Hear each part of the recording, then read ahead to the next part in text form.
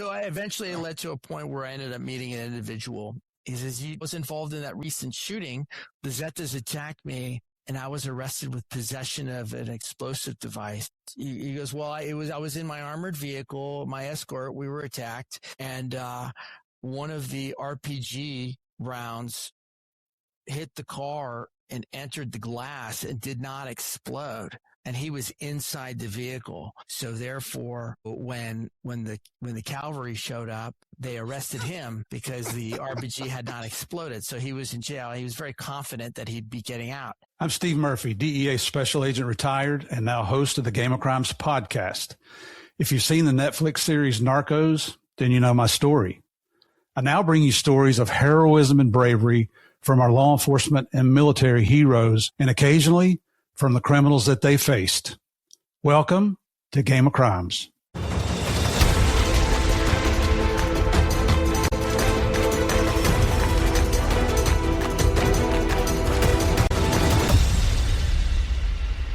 Hey, everybody. Welcome back to this week's episode of Game of Crimes with Murph in the Morning. Thank you so much for coming back every week. Truly could not do any of this without your support. So appreciate you guys coming back. Got another fantastic guest today. He touches on an area that you've never heard me talk about. He's a former DEA agent. You know I'm joking, right? Oh, it's going to be a lot of fun today. Been looking to get this guy on for a while. I met him through a mutual friend a couple of years ago. This guy's a 27-year veteran law enforcement professional. Spent roughly the last 23 years as a DEA special agent, 4 years with the sheriff's office in Virginia, which we're going to talk about a little bit. I love this part because when he got hired on the sheriff's office in Virginia, his last name's Hispanic, but he said his Spanish really sucked. And I think that's why they hired him, because they wanted to speak Spanish, but he's proficient now, let me tell you. He is also an advocate for autism awareness, and we're going to discuss that as well.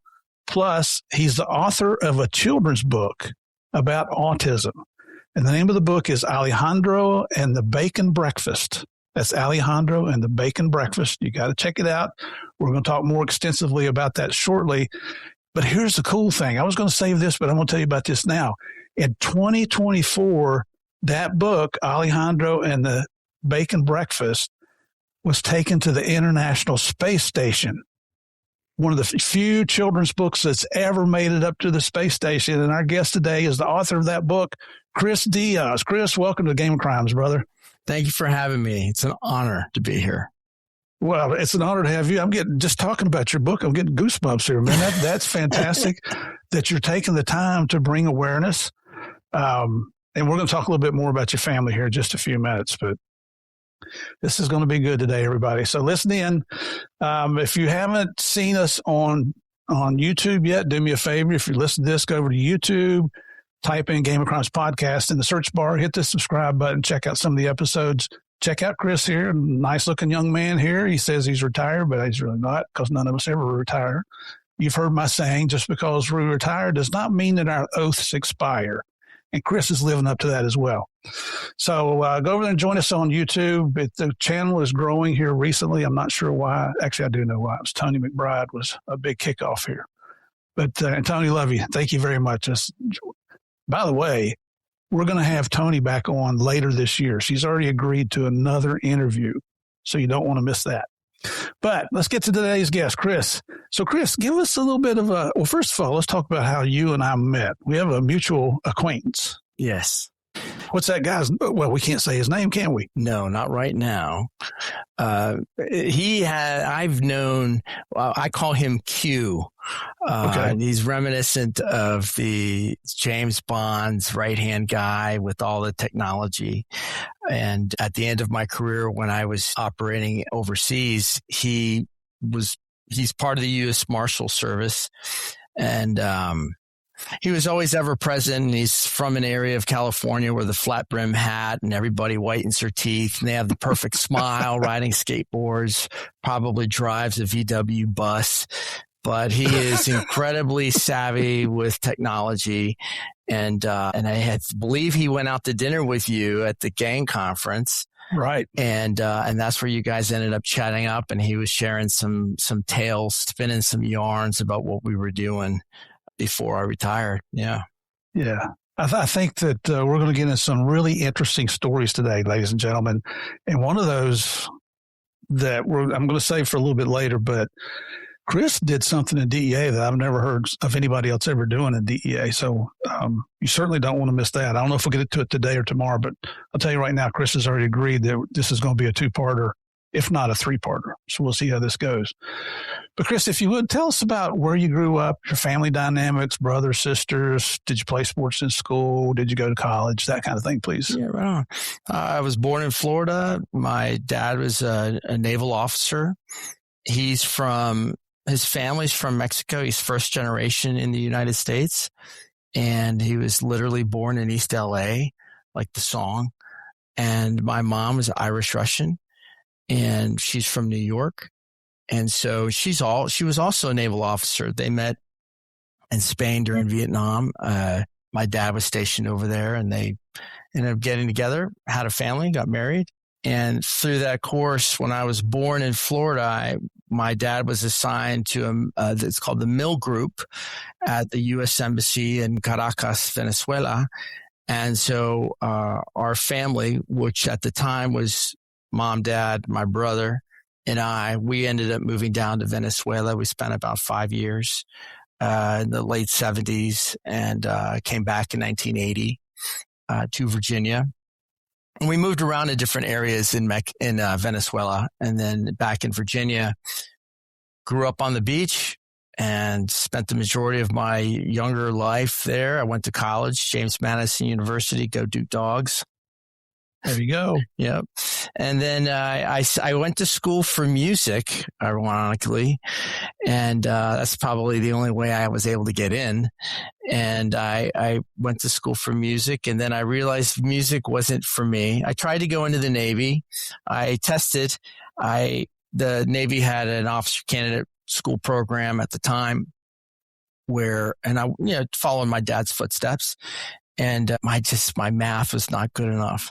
So they actually mean it when you have to write out the problem. You can't just guess and get that answer, especially if you want to fly jets. But I hate that part. Math is important. But from there, I studied sociology, minored in criminal justice, and I decided to pick a profession that paid less than a music teacher, is to become a police officer. And I was picked up by the Albemarle County Police Department, and it used to be a sheriff's agency, and they became a police department. But we worked in the county, and it was in the middle of Virginia, in the Shenandoah Valley. And Charlottesville is the city inside the county. No, it was a great ride. I learned a lot there. I was one of the first Hispanics in the police department. I believe the only ever at that time. And you're right, my Spanish was terrible. But I would carry around this little cartoon book, a police Spanish book. It was just made of cartoons, and I would actually get calls for service. I would roll up, and they would recognize that it was me, and because I worked in the rural area, the more agricultural side, and people would. I remember there was one domestic where people actually stopped fighting, and we all gathered around a picnic. It was a fisticuffs, and people stopped fighting because I showed up and I had my blue book, and then we went to like domestic violence, simple assault page, and then there was cartoons, so I would read out what the policeman was saying, and then they would point to what their specific perspective was. That was wild. That sounds like you really de-escalated a situation. Yeah, when you can't talk to anybody, this is the only way you need to do it. Draw pictures. Well, when you finished with the book and the pictures, did they go back to fighting? No, by that time, everybody had relaxed. People would laugh at my Spanish, and that in and of itself would de-escalate. What was going on. But over time, you start doing the same repetition. As a police officer, you're dealing with domestics every day and speeding tickets. And so you just start to memorize by rote lating. Charlottesville, the home of the University of Virginia. Yes, sir. Yes, sir. And many wannabe attorneys. That was... I got to go to a DEA leadership school there at UVA. Mm-hmm. and it was one of the best schools ever, a 3-day school. Got to go in the old tower there at the part that burned down, I guess part of the library section there. Mm-hmm. And they took us out to Thomas Jefferson's house. Yep. That was actually in my beat at one point. We would rotate around with that, but yeah, right across from Thomas Jefferson's house, there's an orchard at the top of the mountain, and you can see the entire valley. It's gorgeous. That's a beautiful area of our country here. Where did the interest in law enforcement come from? Was that something you'd always thought about, or did you just thought, well, I'm not going to do music. What could I do? I did music. I happened to be good at music. I played trombone and I played jazz and symphonies. And it was just something that music just kind of ran in the family. And I was not a good student in high school. I had a lot of struggles with that, which now I learn I have some dyslexia, which comes out when I'm tired. Right. And so I had a very difficult time with academics, but music carried me through. And so when I put in for school, that's what opened the door for me. But all my life, I wanted to go into the Navy, but I also had this fascination with, or influence by watching the TV show Chips and, with Eric Estrada and playing Poncherello and being in Virginia, in a rural area of Virginia. Even Virginia Beach at the time was fairly rural when we got there. And we were the only Hispanic family on the block, and people would call you Ponch. I would just kind of lean on that. Plus I like Magnum PI. He was an investigator, and those two shows kind of geared me towards law enforcement, but I wanted to do military first. I wanted to be like my dad. And so when that didn't pan out the way I wanted it to pan out, I decided maybe I'll be a cop and then, and see what happens from there. What was your specialty? What kind of specialty did you want in the Navy? No, I wanted to fly. So the way the testing was set up at that time is you would test for the general officer entry exam, and then you would test for flight aptitude. And I did very well for the flight aptitude, but I did not do well.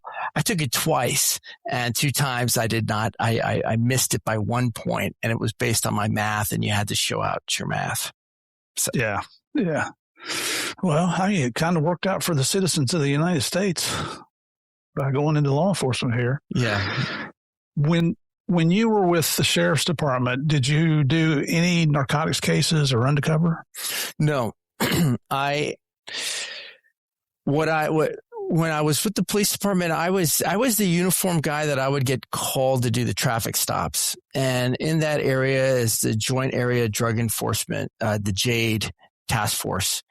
And there was one time where I actually met we would meet the FBI, that those guys would get stopped by us, and we would let them go. But you'd always hear about DEA, but nobody ever met a DEA agent. And, I was asked to participate. I remember the reason why I don't know, you may know him, Kirk Clements. I don't know if you. Yeah, I do know Kirk very well. Okay. So I was asked to be a translator, and by that time I was able to muck my way through conversations and help out on a translation level.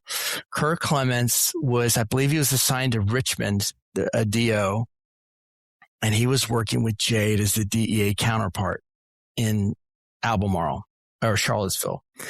So Kurt had a warrant, but it was outside of the Albemarle County jurisdiction. Now in Virginia, in that time, it was very, if you will, very centralized. Like your jurisdiction was where you are at. Like you don't leave and you don't operate outside of your jurisdiction. Right. And Kurt, because that narcotics team allowed them to float around Virginia, they had a warrant in a neighboring jurisdiction. And so they said, come on, Diaz, you're coming with us. So I roll out in my uniform, and I remember driving up Afton Mountain. We're going over an area called Waynesboro. And on the driver's side is a guy named Danny Board. And he later went into FBI and became a bigwig there. And then there's Kurt Clements. I didn't know who Kurt was, but here's this guy. He's got a mullet. He has this military type hat on, and he has navy blue or black BDUs, but it was crisply ironed, and he was in shape. And I'm like, oh my God, like that's a DEA guy. And I said, guys, as we're driving up the mountain, I said, I don't think I'm allowed to go outside of our jurisdiction. And so Danny goes, what do you think, Kurt? And Kurt Clements turns around and he does this. And I was like, well, what was that? You just blessed me? And he goes, Danny goes, no. He just deputized you. You can go outside. And I'm like, is the chief? I said, so the chief's going to be okay with it. And he goes, of course he is. He just deputized you. DEA just deputized you. And so we ended up crossing over the mountain. We ended up going to this trailer park. And Kurt's having me translate an interview. And during it, mind you, like Charlottesville's fairly liberal, and the judges were liberal. And so I had an incident where someone had assaulted me and they only got 6 months in jail. And that was a good sentence. And so Here we are interviewing, and I'm helping translate the conversation between Kurt and this target. And Kurt's asking the same questions, like, do you know who John Doe is? And the individual says no. And he goes, no, tell him that's BS because I have his phone number right here and he's calling John Doe. And so I'm translating this. And I said, well, and he goes, and you tell him if he doesn't admit to what's going on, he's looking at 10 years. And I stopped and I said, 10 years for what? And he goes, for conspiracy. I said, conspiracy. So I ended up almost being like this guy's defense attorney because I didn't understand. I couldn't wrap my head around these federal charges for 10 years. And then after that interaction, I knew I had to join DEA because if you're getting 10 years for a phone call, can you imagine what you would get for assaulting an agent or being on the border and moving drugs? Because drugs is always interesting. It's the cat and mouse chess game, etc. It's fun. Well, had you ever seen the TV show Miami Vice? Oh yeah, Miami Vice for sure. But for whatever reason, that didn't attract me as much. I don't know. Maybe it's the sleeves rolled up with a suit jacket. I don't know. Man, that was a style. Yeah. That was a style back then. They were doing that in Virginia Beach. Did you do that? Not in dress like that. No, I did watch the show though. Right on. But that's how I got into DEA. It's all Kurt Clements' fault. And ironically, when he retired, he was literally in the building in Houston. It was my last tour of duty, and he was there. I got a chance to see him and point my finger at him every day. It's because of you. That was the last time I saw him. He was still in Houston. I think he might be retired now. Yeah, he's retired. He's off in the oil and gas industry. Good for him. Good for him.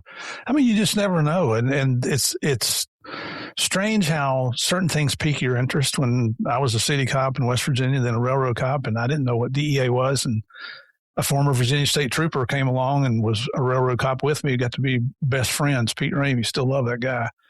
And he was on the DEA task force in Roanoke and started telling me stories. And I'm like, yeah, that's what I want to do. Yeah. When you joined DEA, did you know that DEA agents work undercover, and did that appeal to you, or did you not even know about that? Well, I kind of knew a little bit about that, like the undercover that I was aware of at the Albemarle County Police Department. It's a hand-to-hand transactions working with the task force.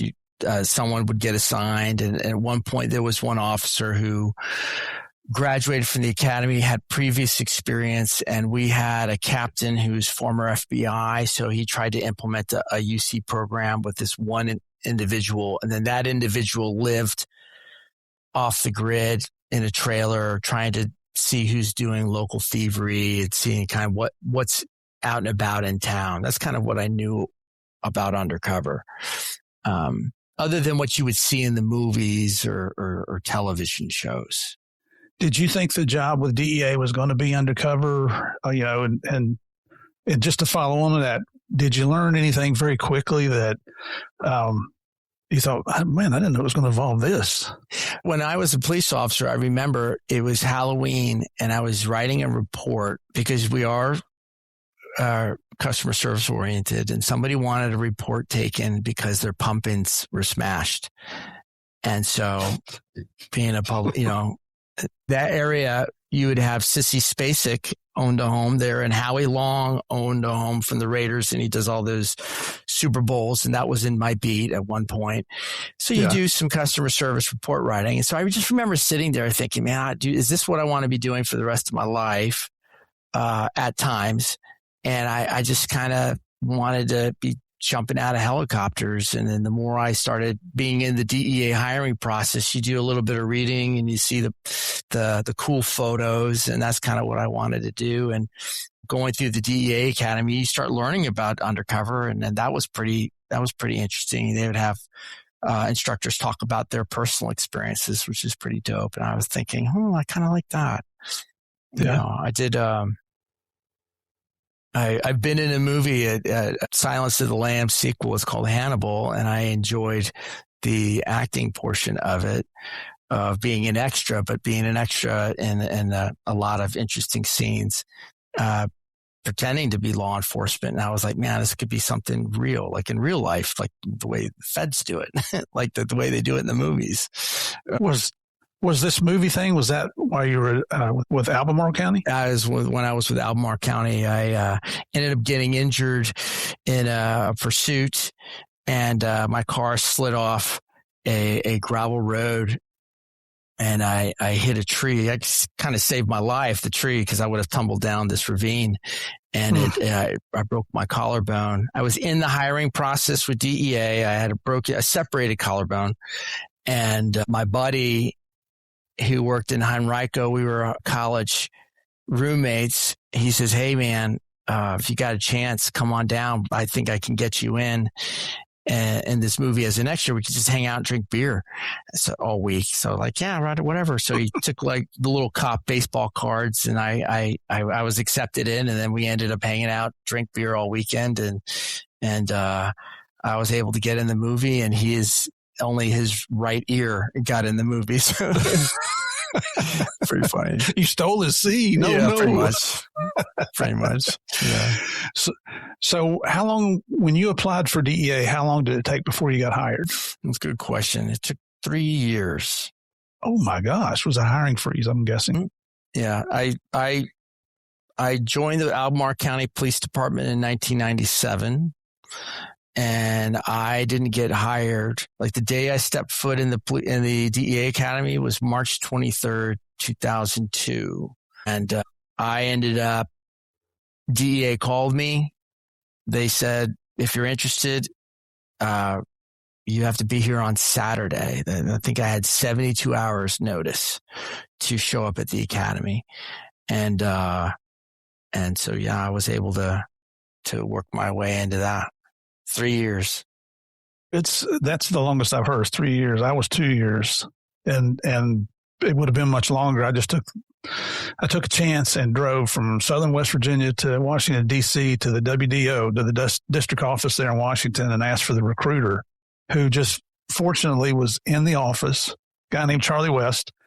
And Charlie's like, he came out, he's like, do we have an appointment? And I said, no, sir. I just applied over a year ago. I haven't heard a word from you guys. I'm just curious. And he said, so you drove 6.5 hours just on the chance that I might be here? And I said, I did.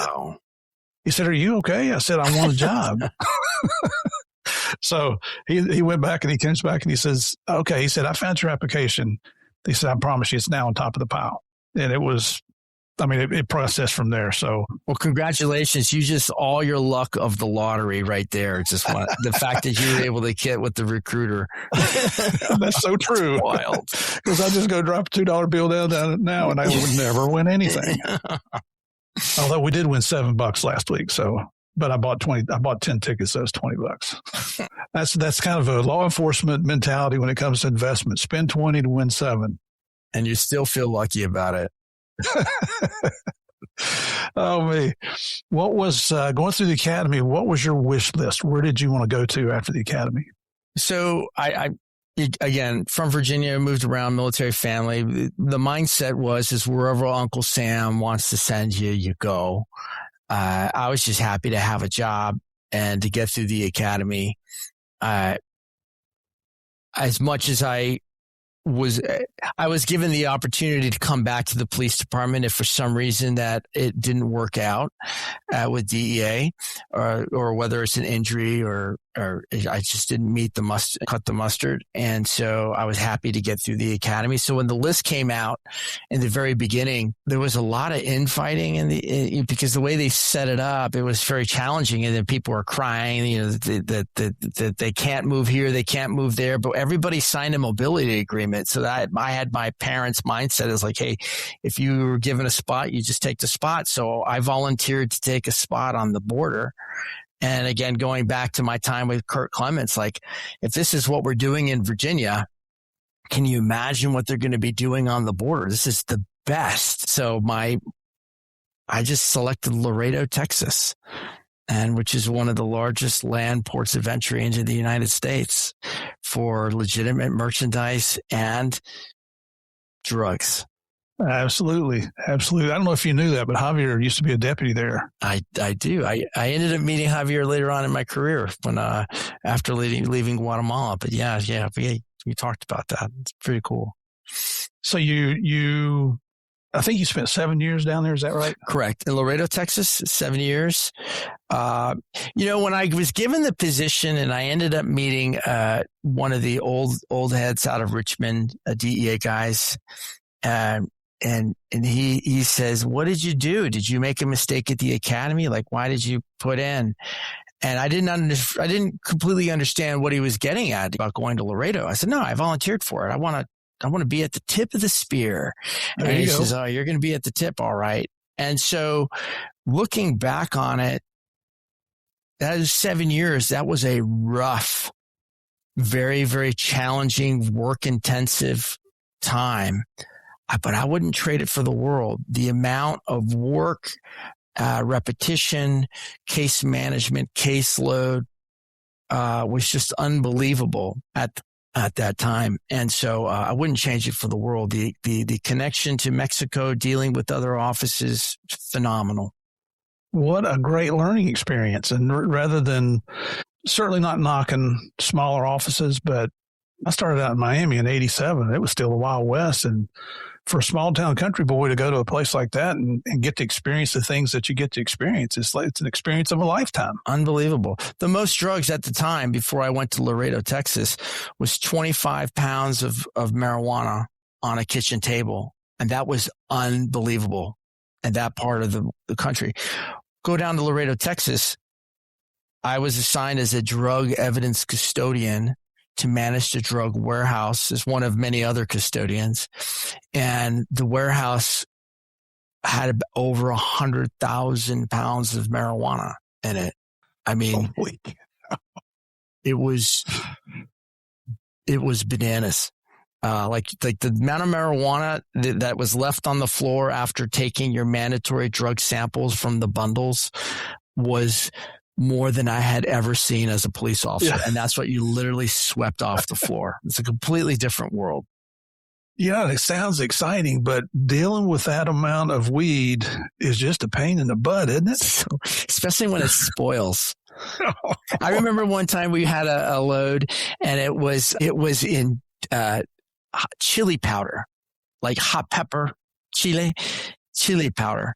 And so the canines identified it, and it was probably 1,000 pounds of weed, but it was all encased in these bags of chili powder. And so your hands were burning. It's like being pepper spray, like your full body was pepper sprayed, and you had your whole team out there. And of course, you have rubber gloves, so your hands are sweating. So then the powder gets into the sweat, and it gets into your pores because all your pores are open. Yeah, that was. But that's part of the experience down there. It was wild. That was a memorable experience, obviously, right? Yeah, for sure. So you mentioned Guatemala. Is that your next stop? How did that come about? Did you volunteer to go there? I did. Let's see. So while in Laredo, Texas, we ended up, my partner, who's still on the job, his nickname was Comandante Pelos. He loved his hair. So we worked together and we ended up doing a case. We ended up doing a case, and he was from Laredo, and we did a case, and it was on a group. It was called the Zetas, when they started coming around and being more proactive. And that case led into a very interesting operation. It's called Operation Prophecy, and where the Zetas were utilizing teenage sicarios. And those teenage sicarios were floating between Nuevo Laredo and Laredo, Texas, on behest of the Zetas, and killing a lot of people. And that case ended up going into a book called Wolf Boys. And so from that investigation, we were able to get warrants, arrest warrants against one of the leaders of the Zetas. And from there, I was able to go into Mexico, TDY, temporary duty in Monterrey, at the consulate, to talk and give presentations on the information that we had gathered through that investigation and methodologies. And then from there, I ended up going to Mexico City, sitting in some meetings that I had no business sitting in. You know, there was no, at that time, it was wild. And then from there, I ended up meeting the CA, a guy named Mike O'Brien, who is the CA of Guatemala. And I was asked to go down there, and I TDY'd down there. And while I was there, I was able to give some briefings to they had a United Nations group with a lot of people from Madrid, who were giving mentorship to the Guatemalans and talking about the Zetas, because the Zetas were creating inroads. Even though they were the enforcement arm of the Gulf Cartel, they were creating their own inroads through Guatemala. They committed a massacre. And then from there, they were trying to go into Honduras to get a direct line to Colombia for their own transportation route, which was leading more towards their own separation. And that eventually led to a war between the Zetas and the Gulf Cartel, a battle, conflict. So through that engagement of working with the Guatemalans, that allowed me to develop relationships in Guatemala, where when a position opened up, I was able to take the opportunity and throw my name into the hat, and I was selected. So, and I was you'd made a name for yourself. Yeah, a little bit. That's a good thing. It's that's how I got in Colombia. I was doing some cases with the office at Barranquilla, and they get to know you, and they know they can trust you. And then when your turn comes, they vouch for you. Yeah, that's for sure the truth. The vouch. Yeah. Now you were telling me in our pre-call about a case that you were working down there on pseudoephedrine. Can you tell us a little bit about that? Because that was pretty significant. Yeah. So when I first got to Guatemala, that was in 2009. And prior to that, with a lot of work with SOD provided amazing assistance with the Guatemalans, and they developed legislation to make pseudoephedrine illegal. The Guatemalans did. Guatemala was at that time the beach landing point for pseudoephedrine, which would then be trafficked by way of land. And it would be taken from Guatemala to Michoacan, Mexico. And why is that important? Well, during that time, pseudoephedrine was the precursor chemical for crystal methamphetamine. And Los Caballeros Templarios at that time, they were the ones running and taking the charge for methamphetamine production. And so when the Guatemalans made pseudoephedrine illegal, that's what led my adventure in Guatemala. So when I arrived, my boss brought in a stack of paperwork about this high, and then he put it on my desk, and he says, you said you like to investigate. Well, I want you to investigate this.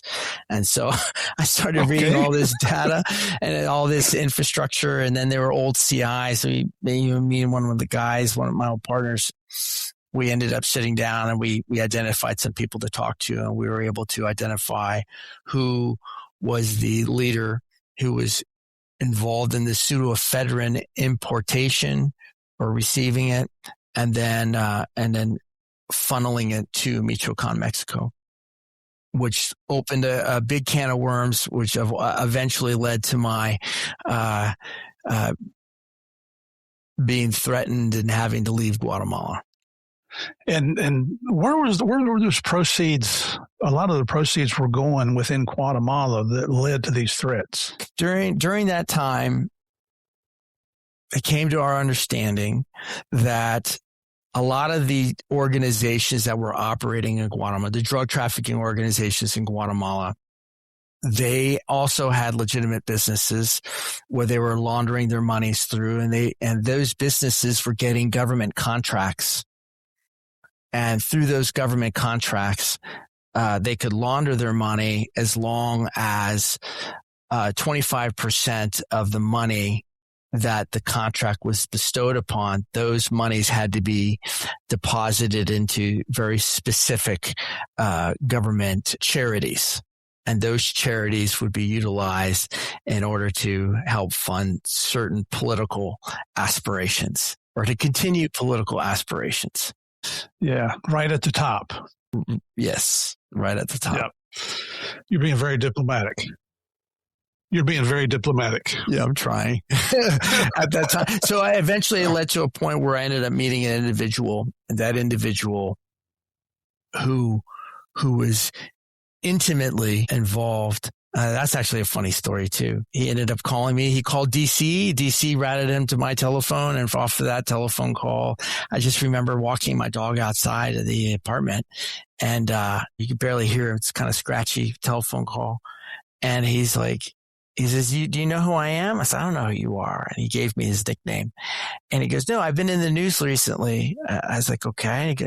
He goes, I'm in jail, but the charges are BS. My attorney said I'll be out of here. I said, okay, well, what happened? He goes, well, I was involved in that recent shooting. The Zetas, remember they were having inroads into Guatemala. The Zetas attacked me, and I was arrested with possession of an explosive device. And I said, okay. That's good. I was like, okay. I said, well, what do you mean? He goes, well, I was in my armored vehicle, my escort. We were attacked, and one of the RPG rounds hit the car and entered the glass and did not explode. And he was inside the vehicle. So therefore, when the cavalry showed up, they arrested him because the RPG had not exploded. So he was in jail. He was very confident that he'd be getting out. So I told him, I said, okay, if you get out of jail, and I was familiar with that event because that made the news. I said, give me a call and we'll talk about it. I never thought I would ever hear from him again. And then about 2 months later, I get a call and he says, I want to meet up with you. I have a lot to tell you. So I said, okay. I talked to my boss and we got money, went to a hotel, and the guy showed up and he was wearing, I don't know why mullets are such a big thing. He was wearing a mullet wig, cowboy hat. He had a brown shirt with the pearl buttons, and he had a fake mustache glued on his face. And I was like, what is going on?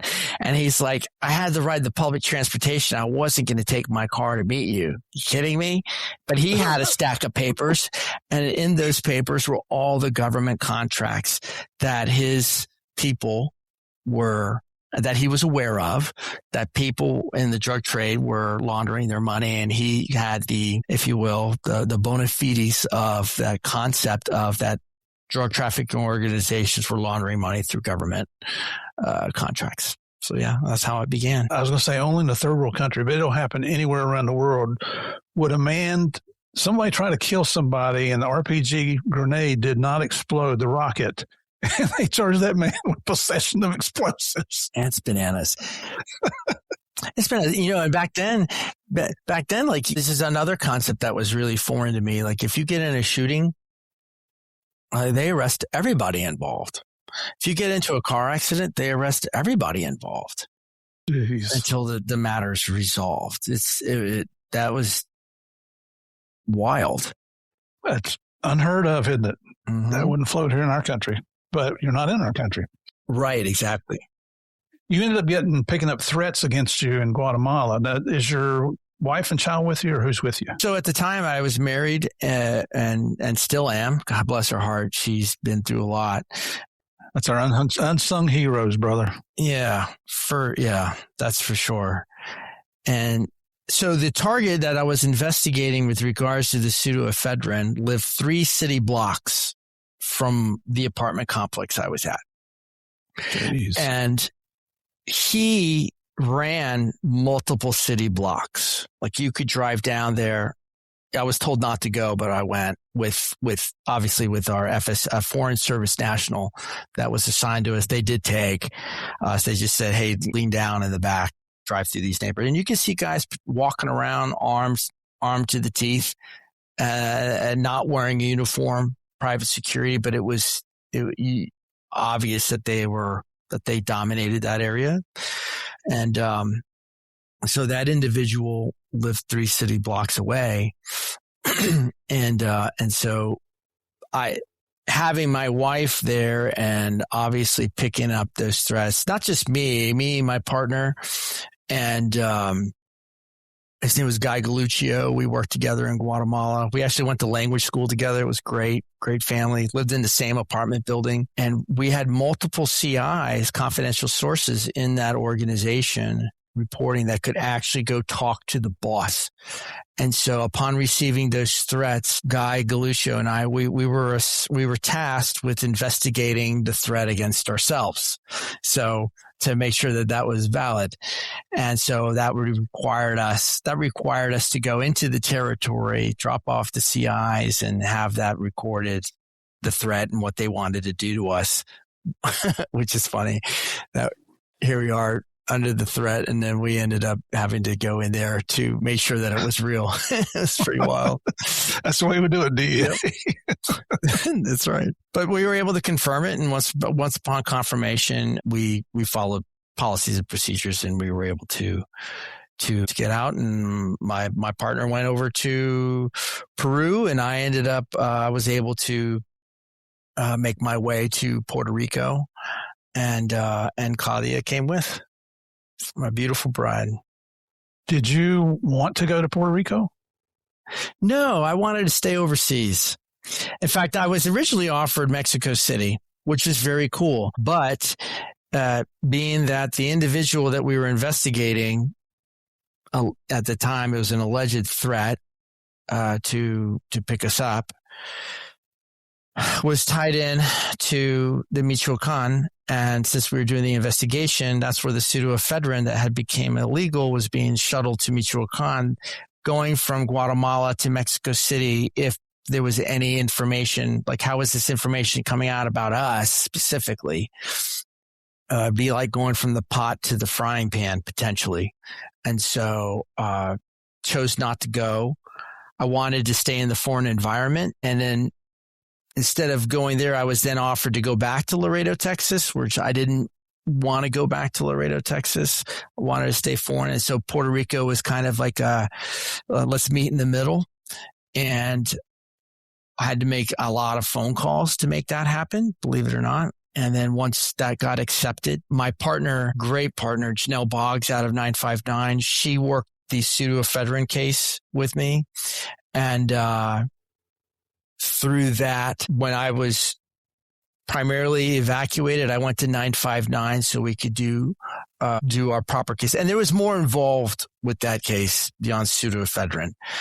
But we were able to work together at SOD and get warrants, go to the Eastern District of Virginia.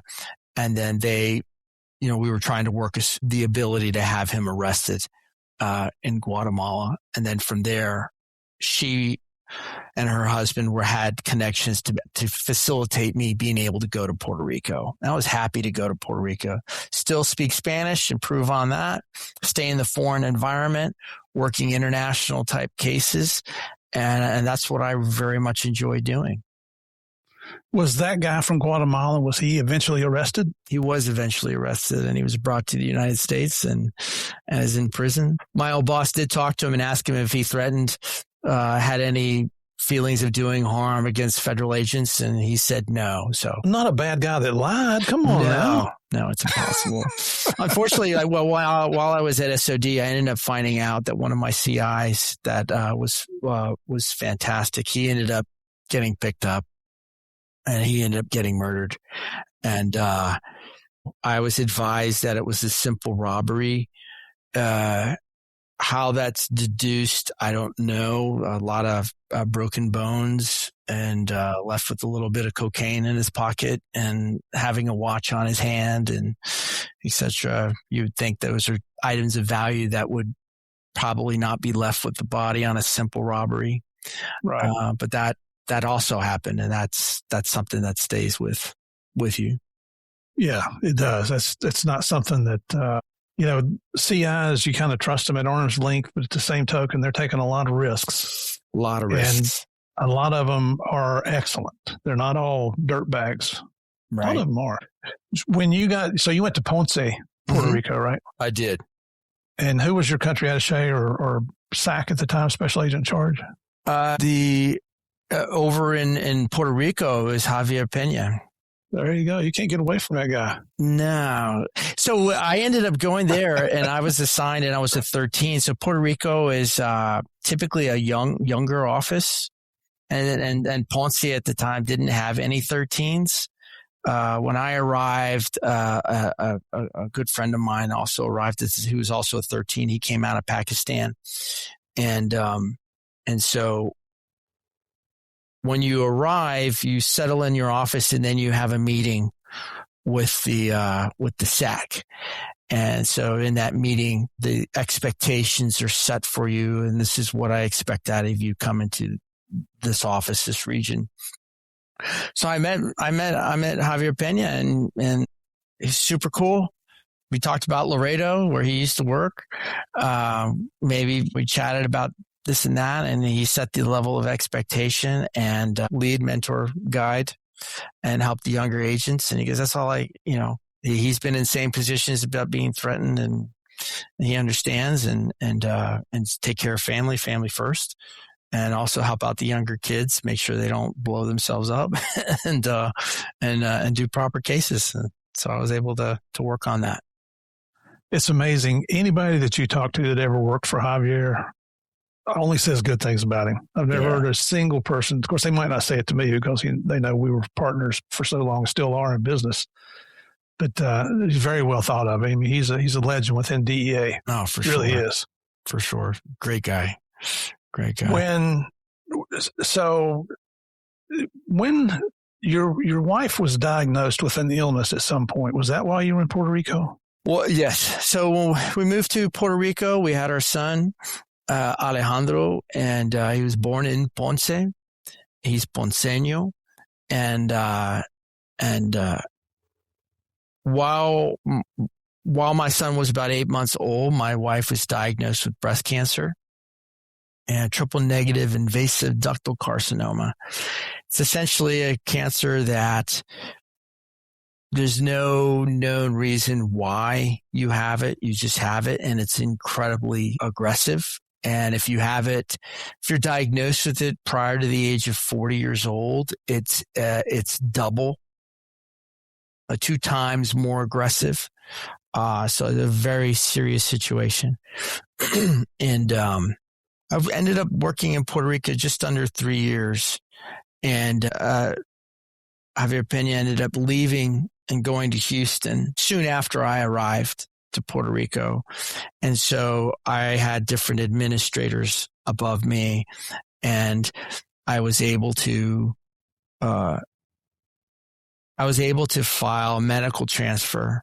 And there are 2 places in the world that did treatment, top level care for my wife's cancer. One was in Houston. The other one was in Paris, France. And I didn't think DEA would see fit to send me to Paris, France. So I was able to put in for Houston. And at the time during chemotherapy, we ended up seeing how my son had epilepsy. He had epilepsy.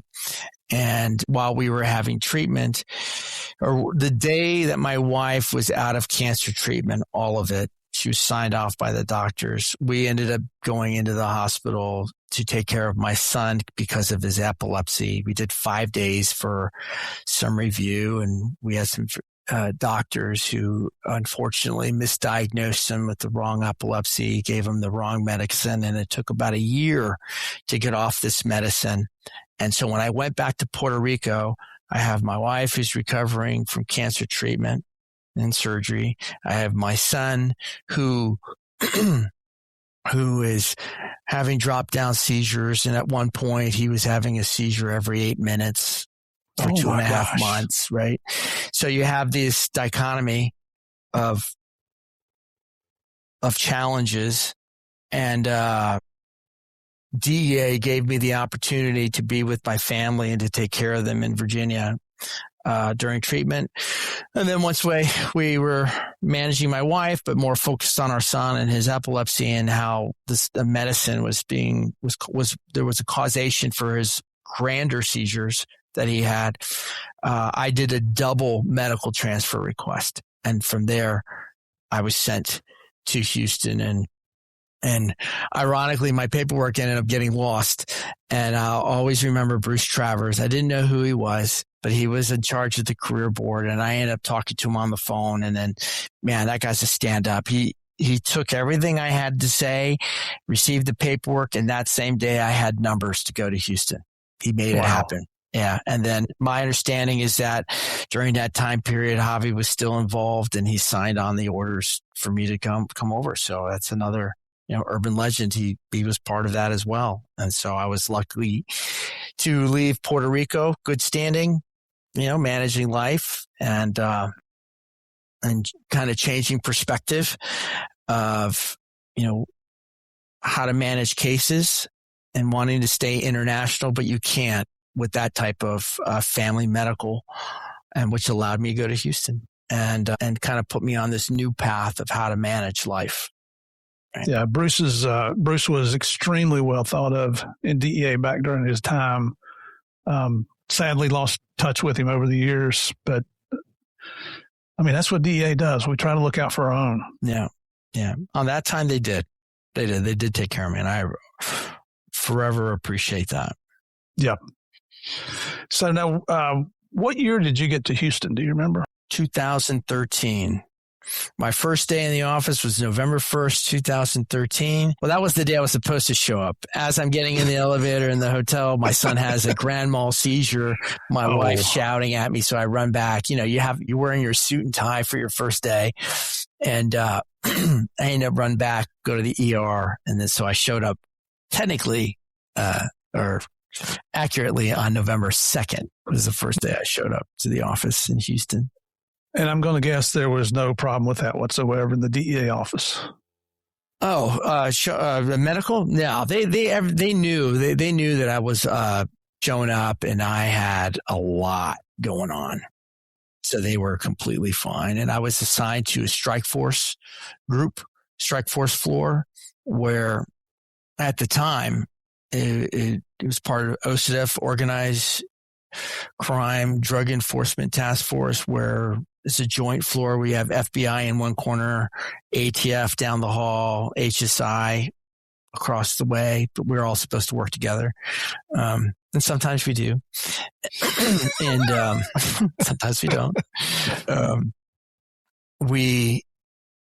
That strike force floor, it kind of still had that flavor of international feel potentially.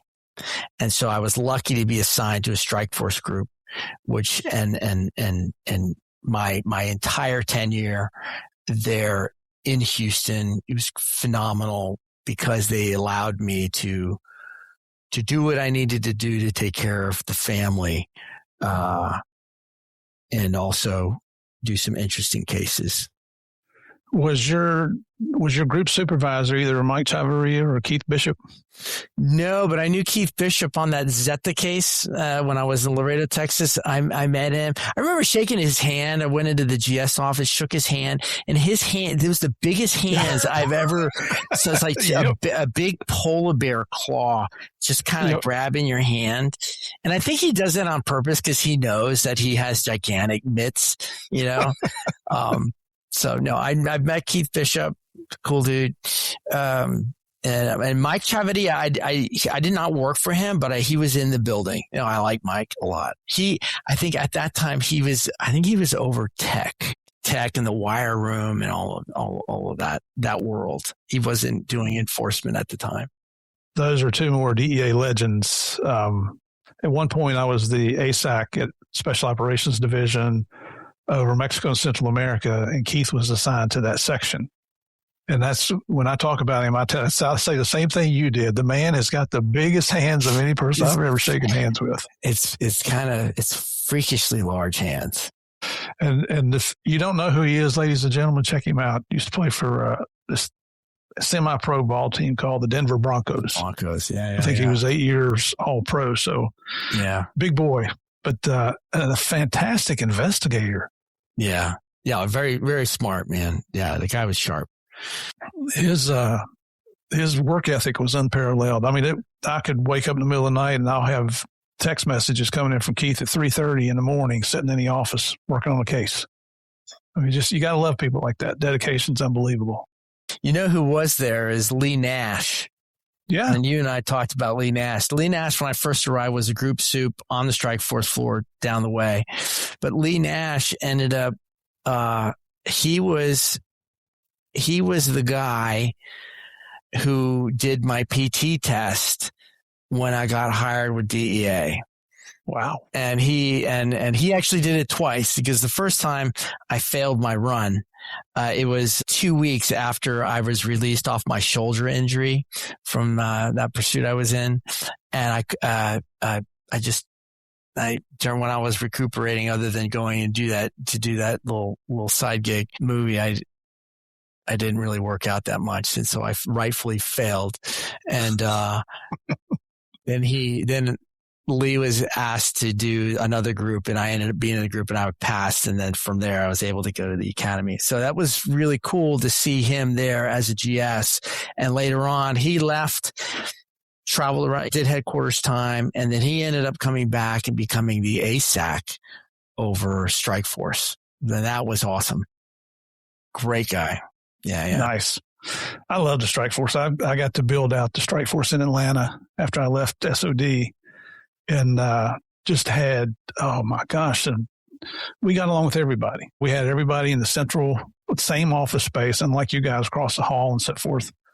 But just some butt kickers that were aggressive, and the seizures were unbelievable. The amount of meth that they were killing, they were knocking off cocaine loads. They were knocking off multi-million-dollar cash loads.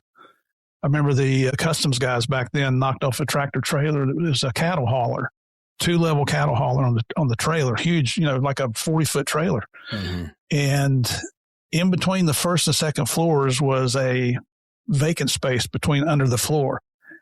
And when they got the plate off of there was a cable. So we got a Georgia State Trooper with a 4-wheel drive to hook onto those cables and pull it out. And I think it was over $12 million came falling out of the back of that. I mean, it was just, the strike forces I loved them. I loved them. Great time. One of the best times I had in DEA. And we're coming up on the end of the first hour here, so I don't want to get into the next part, because this is, ladies and gentlemen, this is where we're going to get into what he did in Houston, which is one of the most unique things I've ever heard in DEA. I'm excited for you to hear about it. I want to learn more about it, because I've only gotten to scratch the surface with Chris here. But he has agreed to come back tomorrow. Just before we leave, when you retired from DEA, what year was it, Chris? December 31st, 2024.